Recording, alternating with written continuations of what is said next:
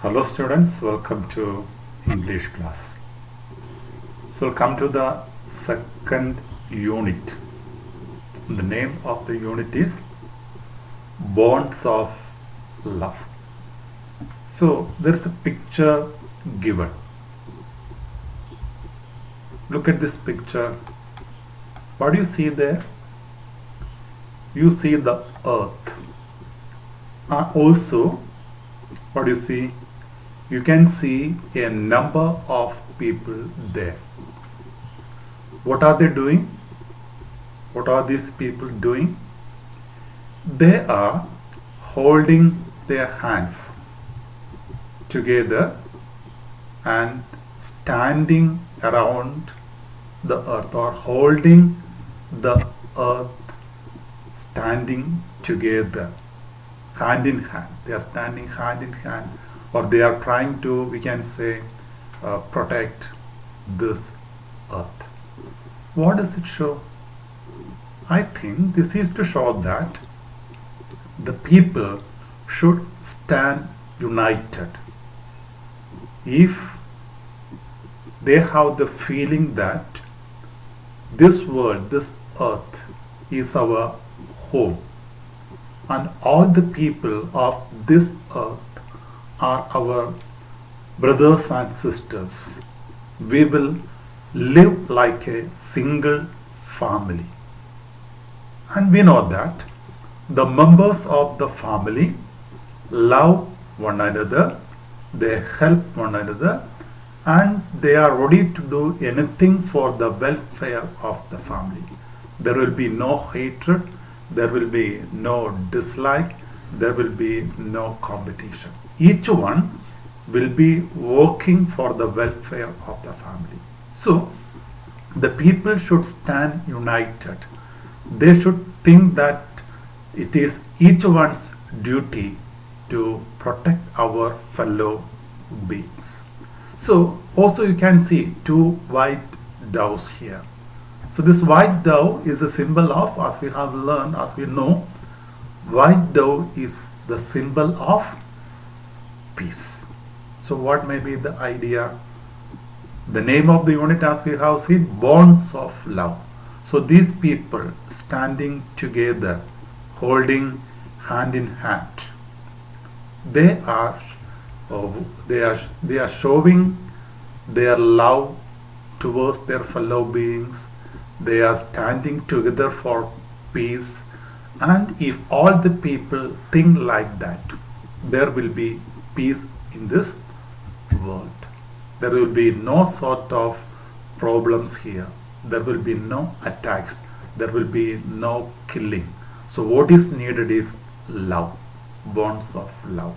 The feeling that everyone has the right to live in this world, and it is our duty to help our fellow beings. So if we have that feeling, if we love each other, if we love one another, there will be peace, and we can live in harmony, we can live in peace. So this unit is about the need of living in peace, or the quality of love, peace, etc. So we will come to, before coming to the first lesson, I will introduce you to a new term, that is haiku. Haiku. What's a haiku? It's a given. An example is given: lighting one candle with another candle, spring evening. What is it? It's a poem in 3 lines. Haiku is it is mentioned an unrhymed verse form in 3 lines. It is of Japanese origin. So a small poem in 3 lines. So just keep in mind the term haiku.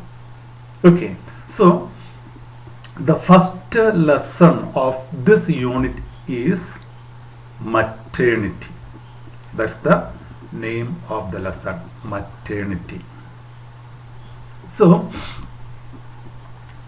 I think you are familiar with the meaning of this meaning of this term maternity. Like Malayalam we say madrutva. So what may be the idea, or what's the theme of this unit? So in one sense we can say it's the story of refugees. Who is a refugee? അല്ലേ, നമ്മുടെ മലയാളത്തിൽ അഭയാർത്ഥികൾ എന്ന് പറയാം, refugees. So story of refugees. So this lesson shows the difficulties they faced, the problems of refugees, the difficulties they had to undergo, etc. But more than that, as the name indicate, maternity, it also is giving an answer to who is a real mother. Who is a real mother? So the woman who gives birth to a child is a mother. But can we say that or what do we call a person who takes care of a baby like a mother? Okay, there is the importance of this term maternity.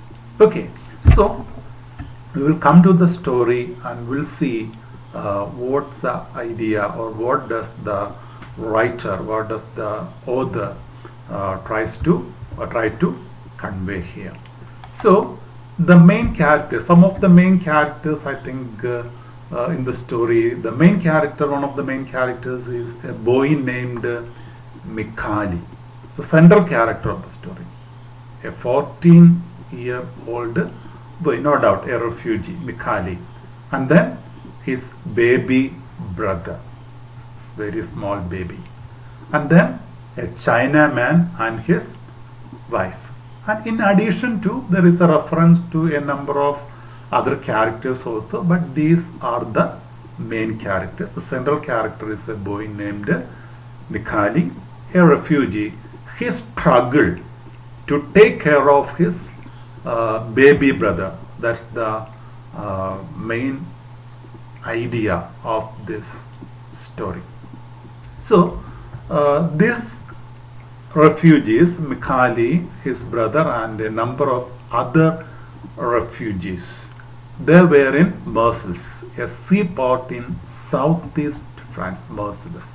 So this Armenian refugees, this Mikali was an Armenian, and they were in Marseilles, this Armenian refugee camp. So that in order to show the difficulty, the pathetic condition of these refugees, a number of details are given there. The main thing is that some of them, these refugees, some of them were living under tents. Some others were living in ruined sheds. Then certain others, carpets held up at the four corners by shades. So all these things are here to show that their life was miserable. They haven't a comfortable place to take rest or to live. They were living under tents or ruined sheds, or at least in some other cases only four poles covered by sheets. So no shelter of or no safety, no protection for them. And they were struggling for food. They had no money. And it is told that the menfolk were ready to do any work. Whatever work they got, they were ready to do. What was the reason? They thought that they will have food and money to buy something for the family. So they were leading such a miserable life, and the menfolk were ready to do any work so that they would have food and they would have some money to buy something for the members of the family. But the main character Mikali, it is mentioned Mikali could do nothing. And actually what was his condition? It is mentioned he was a very healthy and robust boy. Robust also means he was very strong and energetic. He was a 14 years old boy, it was possible for him to find out some job and all. Actually, there was no health problem. He was very healthy and robust. But he depended on the food given by neighbors. He couldn't do any work. He couldn't get any money. And he depended on the food given by neighbors. And it weighed on him. What may be the meaning of it weighed on him? Actually, as a 14-year-old healthy boy, Mikhali was really, ashamed to depend on the food given by the neighbors. Then why was that? That reason is mentioned. Or why couldn't Mikhali go for any work? That is mentioned here. He had to look after his baby brother. He had a baby brother, a small baby. Then what happened to their mother? Their mother died immediately after the birth of this baby. So there was no one to take care of the baby. So it was Mikhali's responsibility to take care of the baby. Then what was the difficulty he had to face? He had no money. And we know that in the case of small babies, what will they do if they are hungry or if they are uncomfortable? There is only one thing a baby can do. What is that? Crying and crying. So uninterrupted cry. What's the meaning of uninterrupted crying? Crying without any stop in between. Crying continuously. And we know the reason. What may be the reason? The baby was hungry. The baby was uncomfortable. But there was no one to take care of the baby properly. And in the case of Mikhali, he had no money. It is mentioned Mikhali had no money to buy milk for the baby. It's a small baby. And no woman was there to breastfeed this baby. If there was any woman who is having small babies, if they wish, if they are ready, they can breastfeed this baby. But there was no woman, and Mikhali had no money to buy milk. And everybody pitifully wished it would die. Everybody refers to here the other refugees of the camp, the Armenian refugees. And it is mentioned in the text, we can see that even his own compatriots, even his own friends and relatives, even his own men pitifully wished it would die. Why did they wish the child would die? It is mentioned, the word pitifully also is used there. Why the term pitifully? Because everyone was in a quite helpless condition. No one could help Mikhali. No one could give him any money. There was no one to give milk to the child, and the baby was crying continuously day and night. So they thought that it's better this baby dies. So we can understand the miserable condition of especially Mikhali and his little baby brother. So that time Mikhali heard that there is another refugee camp, where the Anatolians live, the other side. So Mikhali went to the other side of the place. That is, he went to the Anatolians. These Anatolians are people of Asia Minor. They also had come to this place as refugees. And why did Mikhali go there? Because he heard that there was a nursing mother. There was a nursing mother. So Mikhali thought that if he goes there, this nursing mother may take care of this baby or may give this baby milk. So he went to the other refugee camp, that is to the Anatolian refugee camp. So while Mikhali reached there, many women came near him, or many neighbors came closer, and they helped Mikali to take the baby from the sack. So he had kept the baby in a sack on his shoulder. So these people of his people of neighborhood, that means where this nursing mother was, that is in the other refugee camp, the neighbors of this nursing woman, they came there, they helped Mikali, and what happened then? But while they saw the baby, they were frightened. They were frightened, and what did they do? They chased him, threatening. They chased him. And why were they frightened? The reasons are mentioned here. Nothing human. This baby didn't look like a human baby. Nothing human was there. That was because of the appearance of the baby. How was the appearance? Enormous head. Enormous means very big head. Extremely thin body and swollen thumb. Why was it swollen? As the baby didn't get any milk, it was always keeping the thumb in its mouth. So the thumb was swollen. And we know that if it was like that, there was only one reason.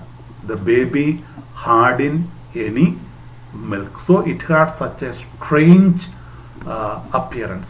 Enormous head, extremely thin body and swollen thumb. So this baby didn't look like a human baby. That's why the women were frightened and they chased him away.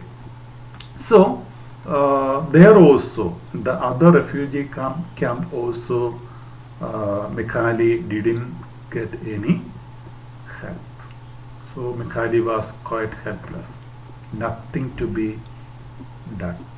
And he thought that the child would die of hunger. He couldn't think of his brother dying.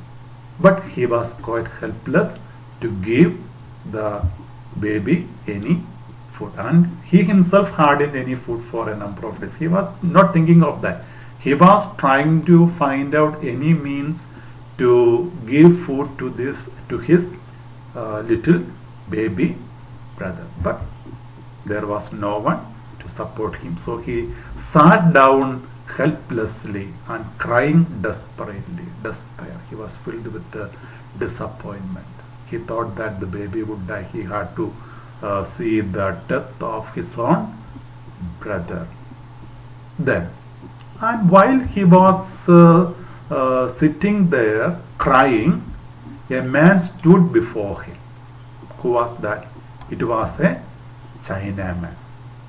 And actually, Mikali had seen this Chinaman earlier, because this Chinaman had come to their camp many times. It is mentioned, if you go through the text, you can see that the man had come there with some paper knickknacks. That means certain handicrafts which he used, which he made using paper or some small things. He had come there to sell in the refugee camp, but nobody had bought anything, and they made fun of him because of his strange appearance and all. So actually, Mikali had seen this Chinaman, but he had heard that these people were very cruel. Okay, so this Chinaman told, what did he say? You must not cry, boy, come with me. You must not cry, come with me. Mikali was not ready to go with him. And what was the reason? We already mentioned. He had heard that they were very cruel. He hadn't any experience. But he had heard others telling these China people are very cruel. So Mikali was not ready to go with him. But the man didn't go. He stayed there. He again asked Mikali to go along with him. So alas, Mikali decided to follow him. And his thought was that what more awful thing could happen to him. So now his condition was so miserable.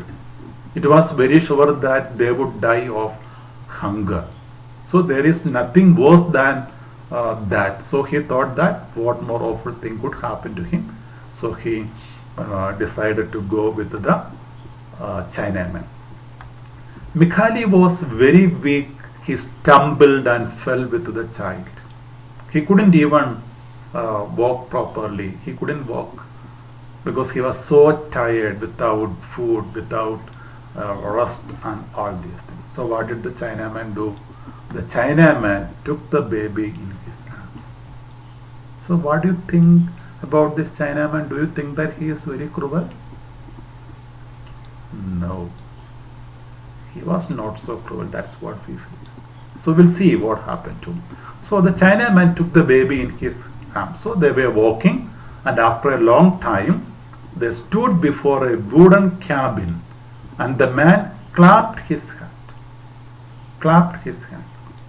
Why?